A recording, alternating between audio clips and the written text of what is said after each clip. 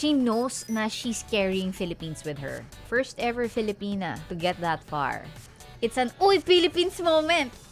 Masaya ako na parang na-cleanse of anything political ang feed ko because everybody is so happy with the recent achievement no ng ating kababayan na si Alex Ayala. Hindi po siya anak o kamag-anak or anything related kay Nicole Ayala, nagkataon lang. The same way with maraming santos sa Pilipinas, Reyes, De La Cruz, ganun din sila.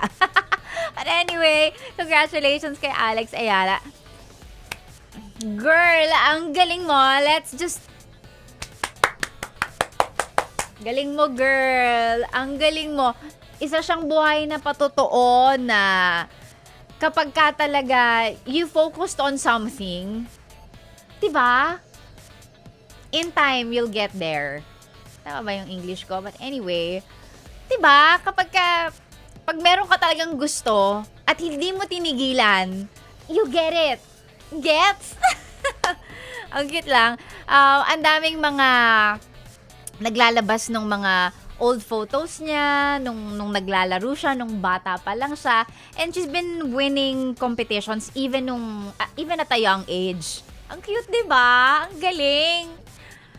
Ano din talaga parang alam mo, pinag-usapan namin to sa bahay na parang mas maganda yung bata ka pa lang,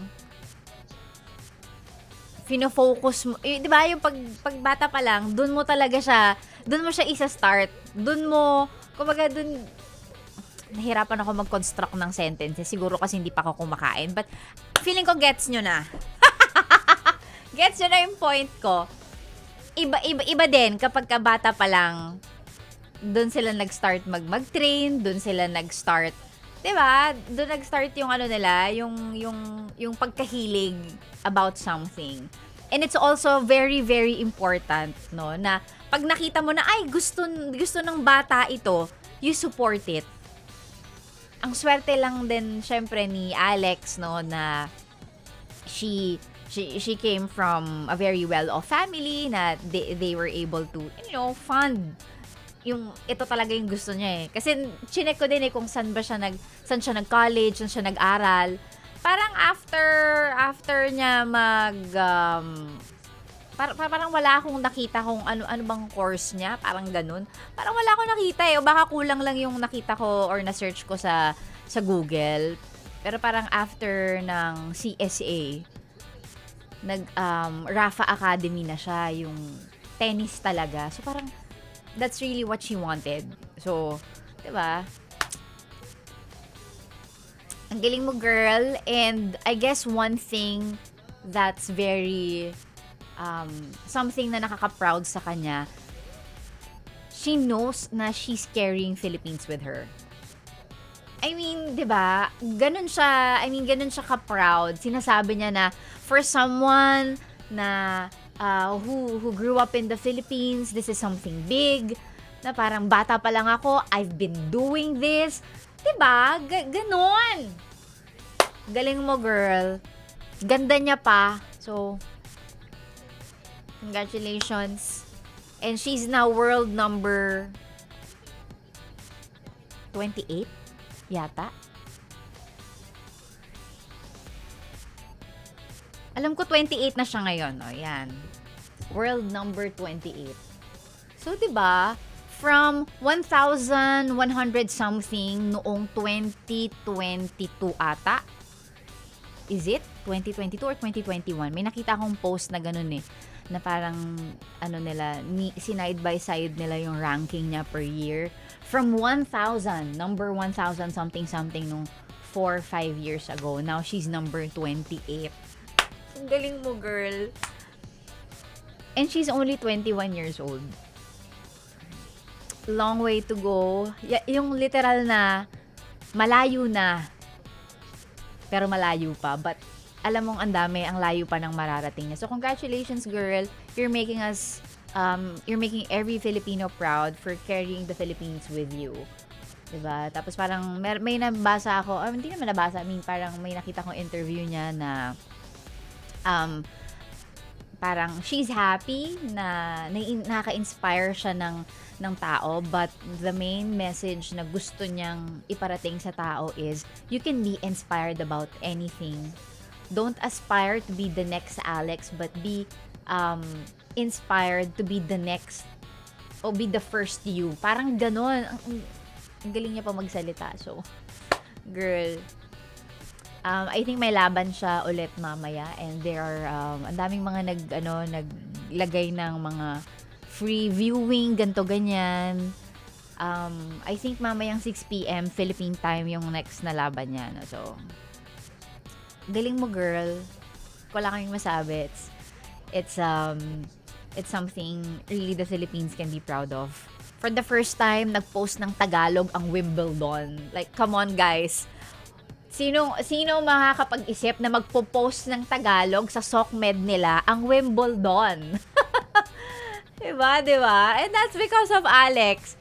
And I think I think nakikita din ng nung industry niya how we Filipinos support her. Kaya meron silang ganong post. Ang cute. So, yeah, first ever Filipina to get that far, no, sa sport na yun. So, congratulations. And doon pala on the same interview, no, on the same press con, nag-mention siya ng mga kapwa-atleta niya na parang na-mention niya, she was able to mention Manny Pacquiao, Heidelin Diaz, si EJ Obiena, the Paul Volter, si Yulo, Carlos Yulo, no? So parang she mentioned fellow Filipinos who were good in their own sport. So parang yun. Galing. Congratulations, and we're praying for more wins. More wins. Talaga, no? Kapag hindi ka nag-quit, pag hindi ka talaga sumuko, you just keep on doing it, showing up, practicing, giving it your best shot, literally and figuratively, you'll get there. 'Di ba? Sinusuklian ng universe, sinusuklian ng langit yung mga taong hindi nagki-quit. There you go. Let that sink in. Sinusuklian ng universe at ng langit yung mga taong hindi nagki-quit. So, it might take time, yes, definitely. But if it's for you, it's gonna happen. So, congratulations, girl. Galing-galing mo. At least, 'di ba, medyo iba naman yung laman ng feed natin from last week kasi ang daming ganap, you know, politically and everything. So chaotic and all. Alex, you're making Philippines. At saka ang cute pa nung yung nakaraang laban niya, ha. Ginagawang meme ng mga tao. Even Loki and Spider-Man were so amazed with her game. So, with her match. So, diba? Ang amazing. Parang kung ikaw yon, parang pinapanood mo lang sila sa movie, tas andun sila sa audience, nanonood ng laban mo. Amazing.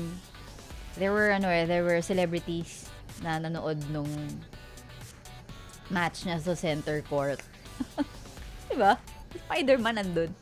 Si Loki nandun, be. Tom Hiddleston. It's an Uy Philippines moment. Yan. Yung mga Uy Philippines! Ayan. I personally, I like her. I automatically like any post na pag may nakikita ko, like natin to kay Alex. Kasi I like how she lets everybody know na she's from the Philippines. Ganyan. Diba? Meron pa nga siya yung mga unang laban niya, yung parang sabi ng mga tao, hindi mo pwedeng i-deny na Pilipino siya because nung isang beses na nanalo siya, or I'm not sure kung nakuha niya yung, basta there was one parang may video na nagmura siya eh. Napa-PI siya dun sa game. So parang Pilipino talaga si ate girl. So cute mo, Alex. Congratulations, and we're praying for your next match. I hope we all hope you win. Ganon. 'Di ba? Ang ganda niyan. Dapat sa mga ganyang bagay lang sa mga ganyang bagay nakikilala yung Pilipinas, not the other way around. Hindi yung mga kung anumang kalokohan and everything, 'di ba? Remember how the Philippines, the news about the flood control project, ang daming mga ibang news outfit internationally yung naka-pick up no na ganun kalaki yung level ng corruption. 'Di ba? Nakakaloka. Pero yeah, sa mga ganyan, dapat sa mga ganyang bagay lang tayo, nakikilala. So please. Ay, Ano pang ginagawa mo dito, ha? Sinasabi ko na nga ba eh. Solid yes friend ka talaga. Dahil nandito ka na rin lang, sige na, mag-like at mag-comment ka na. Mag-subscribe ka na rin at i-click ang notification bell. Para mapasali ka sa mga kalokohan namin. Bawal na bawal mag-no dito, ha? Kasi yes to yes!